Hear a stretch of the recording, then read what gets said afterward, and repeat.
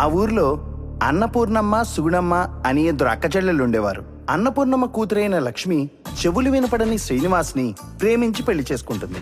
సుగుణమ్మ మాత్రం తన కూతురు సరస్వతికి పర్మనెంట్ గా ఫారెన్ లో సెటిల్ అయిన అబ్బాయిని తెచ్చి గ్రాండ్ గా పెళ్లి చేస్తుంది. అలా సుగుణమ్మ ఫ్యామిలీ అప్పుడప్పుడు ఫారెన్ వెళ్ళొస్తుంటారు. ఆ క్షణం నుంచి వాళ్లలో గర్వం పెరిగి అన్నపూర్ణమ్మ ఫ్యామిలీని చాలా చిన్న చూపు చూస్తూ ఉంటారు.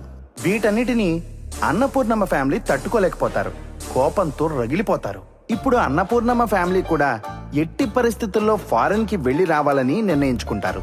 అప్పుడే థమ్సప్ కంపెనీ కస్టమర్స్ కి సీసా మూత మీదున్న లక్కీ కోడ్ తో ఫారెన్ ట్రిప్ అవకాశాన్ని కల్పిస్తుంది.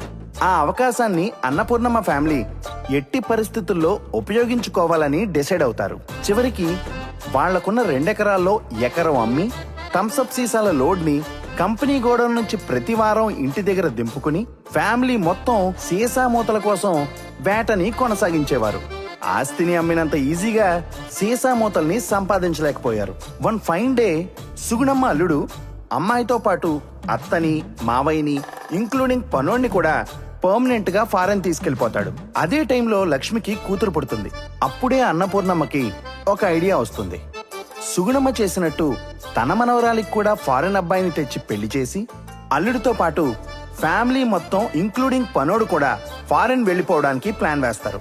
అలా పట్టుదలతో, ఓర్పుతో కొన్ని సంవత్సరాలు ఎదురు చూసిన అన్నపూర్ణమ్మ, కూతురు లక్ష్మి, అల్లుడు శ్రీనివాస్, పనోడు పాండీని పర్మనెంట్ గా దేశాన్ని దాటించే అల్లుడు దొరికాడో లేదో చూద్దాం పదండి.